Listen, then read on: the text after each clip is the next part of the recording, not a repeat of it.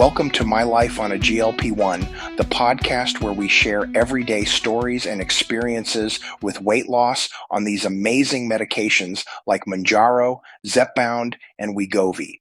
I'm your host, Scott Johnson. And I'm Sarah, your co-host, who's right there in the trenches with you.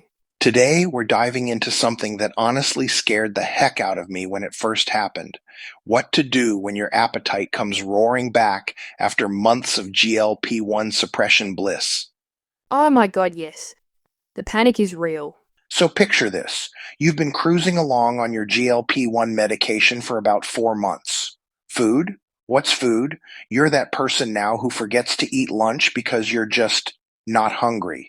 It's magical, right? Right? This is magical. Like, totally living the dream. And then one day, bam, you wake up and you're hungry. Like, actually hungry. Not just, oh, I should probably eat something, but genuine stomach growling. Think about food hungry. And immediately your brain goes to the worst place possible. My immediate reaction was pure, undiluted panic that everything I had worked for was crumbling around me like a cookie in the hands of a toddler. I know, it stopped walking. I broke my medication. Now I'm going to gain all the weight back. Exactly. And here's what I wish someone had told me on day one. This is completely normal. Your body is not broken, your medication isn't failing, and you haven't somehow developed a resistance to your medication overnight. So what's actually happening? Your body is adapting. Think about it. Those first few months, your system was like, what the hell is this new hormone situation?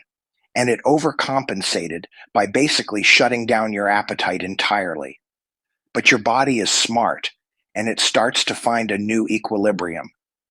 So it's like your body is saying, okay, I've figured out how to work with this new normal. Exactly. The medication is still working. It's just that the dramatic appetite suppression of the early months gives way to something more sustainable. You're still getting the benefits, but now you might actually feel hungry at reasonable meal times instead of having to set phone alarms to remember to eat. Which, honestly, is probably healthier in the long run. Right. But when it first happens, it can feel scary. So here's what you need to know about managing it. For many, this first appetite suppression feels transformative, creating mental space previously consumed by constant food awareness. When hunger signals return after months of quiet, the experience triggers more than physical sensation. It activates memories, fears, and questions about whether the medication has stopped working or whether personal failure has somehow reversed progress. So what is the cause of this sudden hunger urge? First, it is metabolic adaptation. As the body loses weight, metabolic rate adjusts downward. Simultaneously, hormones regulating hunger and satiety shift in ways that typically increase appetite and decrease fullness signals. These adaptations represent evolutionary survival mechanisms designed to prevent excessive weight loss. GLP1 medications counteract these biological drives, but they do not eliminate them entirely.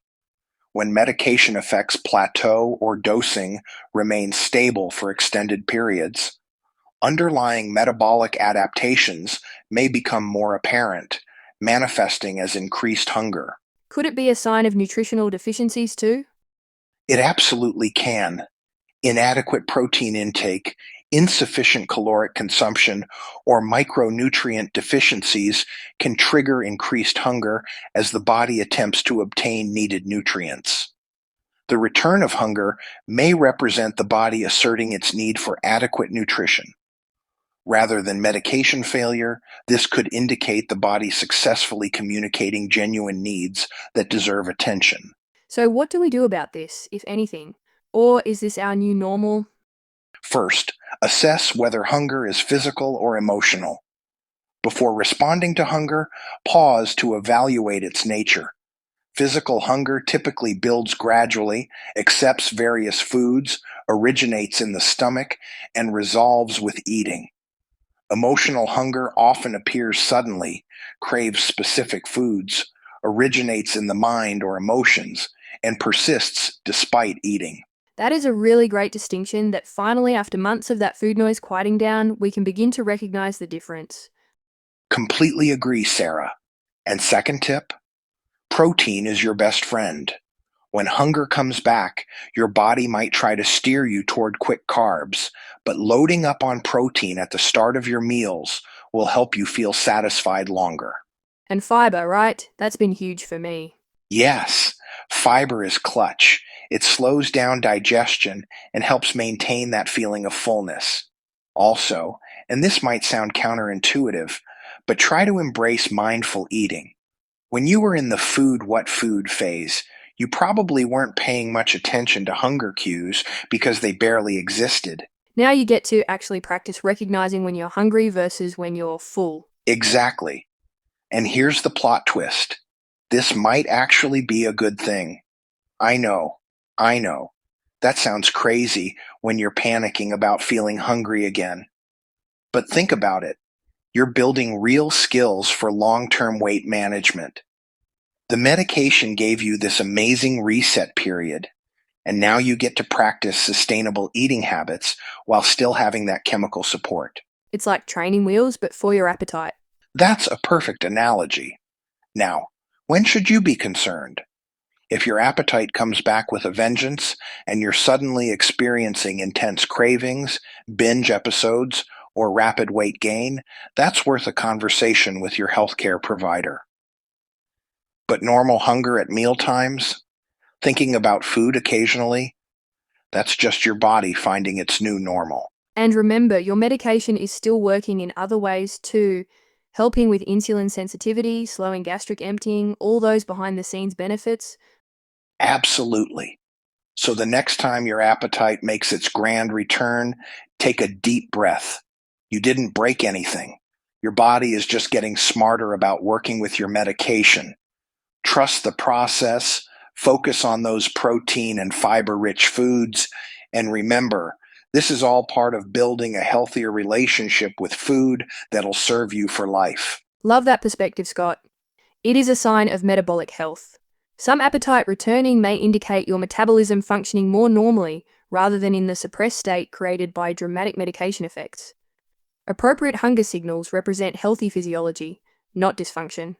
Your body communicating genuine energy needs through hunger demonstrates that internal regulatory systems continue operating despite medication effects. So true. A good shift is to focus on behaviors rather than specific outcomes. During active weight loss, outcomes provide regular positive feedback. The scale moves, clothes fit better, and changes feel obvious. Sometimes weeks pass with minimal scale changes. Ask yourself, are you eating nutritiously most of the time? Moving your body regularly? Managing stress appropriately?